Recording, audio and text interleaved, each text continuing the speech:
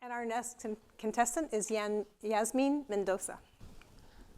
Imagine you are a K-12 teacher in Florida.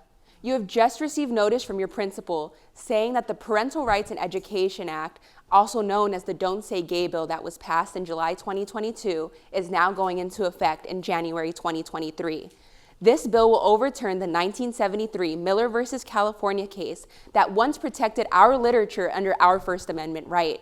You are told to cover up your bookshelves. You send notes home to your parents saying that all library books must be returned for review. Your media specialists even go the extra step of hiring student assistants to go into every classroom, catalog the name of every book in the room, and if that book is not on the approved list, that means it's under review and is not accessible to a student until further notice. If you speak out, you are at risk of losing your job, regardless of if you have tenure. If you distribute the book anyways, you are now guilty of a federal crime. Nonprofit organizations such as the American Library Association and PEN America are hard at work to track all instances of censorship that are occurring as of this moment and that have occurred in the past. However, the American Library Association indicates that anywhere from 82 to 97% of these cases often go unreported and receive little to no media attention.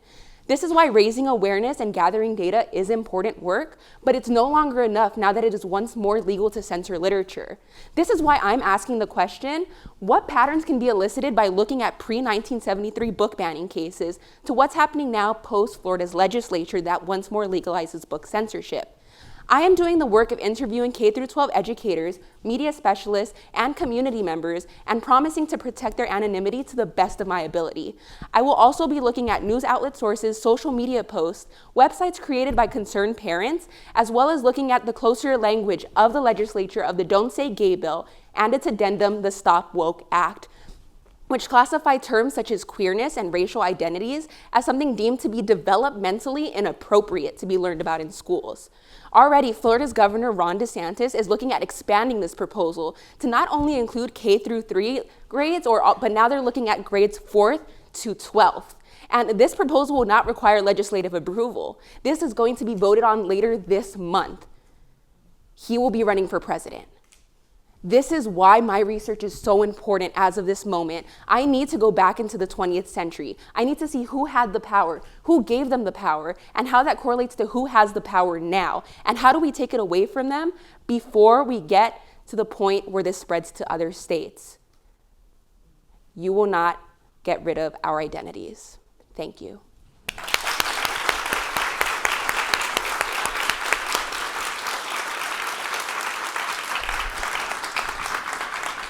Thank you for that excellent talk. Yasmin, what got you interested in American censorship? When did your interest begin? This started in my high school, actually. There wasn't anything censored at my high school per se, but we were gonna read Maya Angelou's Why the Caged Bird Sings, and we read it and our class loved it, and our teacher just kind of offhand said that they had to put up a fight to have the book in the school, and it kind of put a warning signal in my head, like, what do you mean you had to fight for us to read a book? And I started to look at censorship throughout the United States that was never explicitly censored, but you had to actively make it to work on your syllabus, or you had to go to school board meetings and say, hey, even though it says these words, it's still valuable to teach. Pulitzer Prize books were never an exception. I researched The Color Purple, Alice Walker's Fun Home, To Kill a Mockingbird. Things that people thought that, everyone has to read. These are household name books, and not anymore. You don't have to learn them in school, and in places like Florida and now Texas is looking at Florida's legislation and being like, well, if they can do it, why can't we? And we can't just let this be a normal thing anymore. Great. Thank you. Yes, absolutely. What do you feel is personally at stake for you? Personally at stake, I'm an English major, right? I want to teach English, and I'm sure you think that, higher education, you're not going to deal with this problem, right? You'd be surprised how many instances of censorship do occur in higher education, and what it means to put something on a syllabus that perhaps your undergrads aren't going to be comfortable with, and they send letters, and maybe their parents are donors, and you never know what's going to happen. And these decisions that are made in our head are just as important as the ones that we make out loud. And sure, you can say, I'll just buy the book from Amazon. This won't happen to my children. But what about everyone else? This is everyone's problem, not just mine. So it's a personal issue, but it also should be an issue for everyone else, and it will be.